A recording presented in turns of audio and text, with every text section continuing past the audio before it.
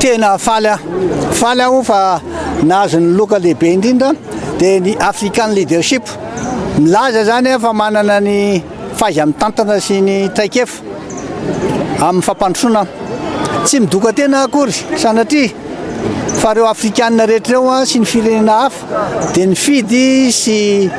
nanome fankasitrahana ka dia tena faly tokoa zany qualité na leadership zany anie ilaina tena misy zavatra misongadina zany misy fiatraikana amin'ny fiainan'ny vahoaka andavanandro zany ary tena azo tsapaitanana fa tsy hoe resaka be tsero fotsiny ka dia tena faly ny soratra dia hoe African leadership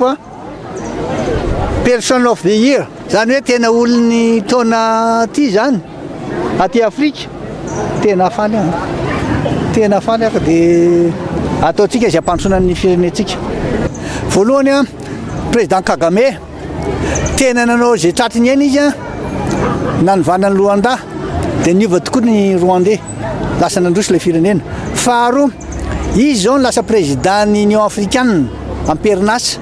dia zay mamodélane azy fa ny akosa ny fahaizana mitantana amin'ny resaka fitantana fampandrosoana indrindrindrindra fampiarana ny démocratie dia zay ny mampiavaka azy zay ny mahatonga ny miaraka amin'ile sary indra hitanareo izy efa natomboka teto le arrosage niaraka tamin'reto vahoaka mety tosika reto tena faly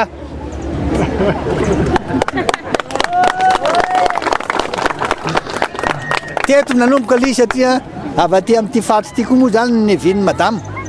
fa dia hoe mba aty natao voalohany lizy hoan'izay mieritreritra an'izany fa afaka mirotsaka raha agnaty tsisy an'izany zay